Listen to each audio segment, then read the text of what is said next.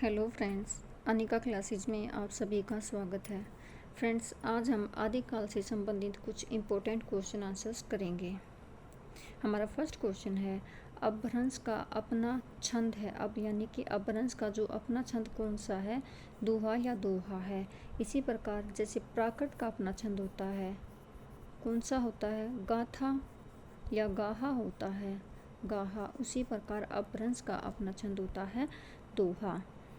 अपने समय का प्रसिद्ध जैन आचार्य शुक्ल ने किसे माना? आचार्य शुक्ल ने अपने समय का यानी कि प्रसिद्ध जैन आचार्य रामचंद्र शुक्ल ने किसको माना है? तो हेमचंद्र को माना है। हेमचंद्र क्या थे? एक जैन आचार्य थे और अपने समय में क्या थे, बहुत ज़्यादा प्रसिद्ध थे। कुमारपाल चरित्र प्राकृत काव्य है। देखो, रचना का नाम है कुमारपाल चरित्र और ये कैसा काव्य है? प्राकृत काव्य है। ये किसने लिखा? हेमचंद्र ने लिखा। याद रखना है, ये किस प्रकार का काव्य है? प्राकृत काव्य है। किसने लिखा है? हेमचंद्र ने लिखा है। नेक्स्ट क्वेश्चन है, कुमारपाल प्रतिबोध। ऊपर वाली जो रचना है यह है कुमारपाल चरित्र, नीचे वाली रचना है कुमारपाल प्रतिबोध। रचना किसकी है? तो जो ये रचना है ये सोमपर्व सूरी की है। नेक्स्ट क्वेश्चन है, बीसल देव रासो नरपति नाले द्वारा रचित किस प्रकार का काव्य है? जो बीसल देव रासो वो किसने लिखा था? नरपति नाले ने लिखा था। अब ये किस प्रकार का काव्य है? ये है एक गेय काव्य है। बीसल देव रासो में कितने खंड थे? सभी को पता है, 4 खंड थे।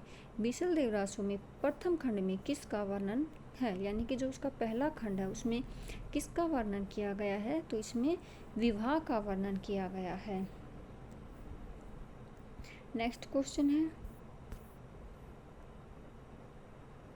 हमारा सेकंड क्वेश्चन यहाँ पे कट गया है तो हम थर्ड क्वेश्चन देखते हैं। सेकंड क्वेश्चन हम लास्ट में देखेंगे।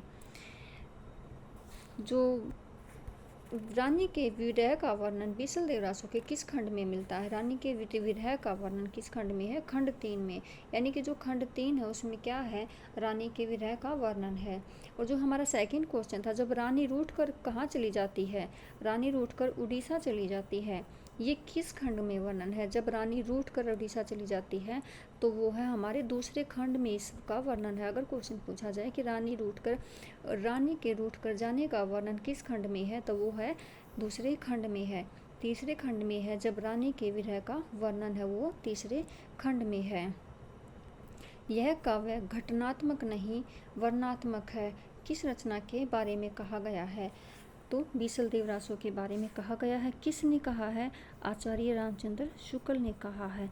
क्या कहा है कि बीसल देव रासो जो है वो क्या है? एक प्रकार का घटनात्मक नहीं है, वर्णनात्मक काव्य है, यानी कि घटना पर आधारित नहीं है। अपभ्रंश के योग से शुद्ध राजस्थानी भाषा का साहित्यिक रूप क्या कहलाता है?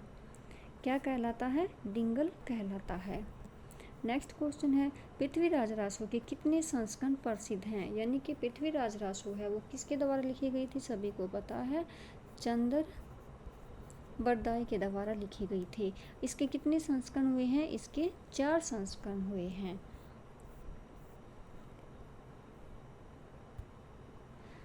प्रथम संस्करण यह सबसे बड़ा है, यानी कि जो ये संस्करण है ये क्या है? इम्पोर्टेंट है, सबसे बड़ा संस्करण इसी को माना गया है। इसी संस्करण में 69 सर्ग हैं। जो पृथ्वीराज रासो में सर्ग हैं 69 सर्ग दिए हुए हैं, इसी संस्करण में है। और किस संस्करण में दिए गए? प्रथम संस्करण में। और जो इसमें छंद है 16,306 छंद है वो किसमें है? प्रथम संस्करण में ही है। अब है द्वितीय संस्करण। द्वितीय संस्करण में 7,000 छंद हैं। तृतीय संस्करण में 3500 छंद हैं। और जो इसका चौथा संस्करण है इसमें क्या है? 1350 है और सबसे छोटा है ये। यानी कि जो सबसे छोटा संस्करण है वो कौन सा है? वो है चौथा संस्करण। ये पृथ्वीराज रासो के बारे में है। अब इसमें 4 संस्करण दिए हुए हैं। अब इसका जो सर्ग हैं 69 सर्ग हैं, इसमें कुछ इंपॉर्टेंट सर्ग हैं जिनके बारे में क्वेश्चन पूछा गया है कि किस सर्ग में क्या है। इसका एक सर्ग है 57वां सर्ग है। इसमें क्या है? कयामस वध। ये क्वेश्चन कई बार पूछा गया है कि कयामस वध का वर्णन किस संस्करण में है? कयामस वध का वर्णन किस सर्ग में है? 57वें सर्ग में है। एक सर्ग है इसमें विवाह का वर्णन किया गया है। एक इसमें विवाह का वर्णन पूछा जाता है, वो किस सर्ग में है? वो 20वें सर्ग में है। एक इसमें कन्नौज का वर्णन है। ये किस सर्ग में है? ये है 61वें सर्ग में है। ये इम्पोर्टेंट है, ये सर्ग मोस्टली पूछे जाते हैं कि इनमें से किसका वर्णन किस सर्ग में है, ये पूछे जाते हैं। पृथ्वीराज रासो जो है वो क्या है? कि प्रबंध काव्य है।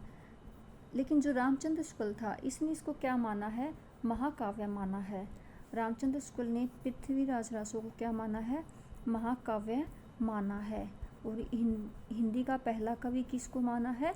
चंद्रबरदाई को ही माना है। और पहला महाकाव्य किसको माना है? पृथ्वीराज रासो को माना है। तो फ्रेंड्स, ये थी आदिकाल से रिलेटेड कुछ इम्पोर्टेंट क्वेश्चन। इसी तरह से हम छोटी छोटी वीडियो की तरह इम्पोर्टेंट क्वेश्चन भी करते रहेंगे। और साथ में हम जो नाटक की सीरीज चल रही है हमारी, हम उसको भी कंप्लीट करते रहेंगे। Thank you.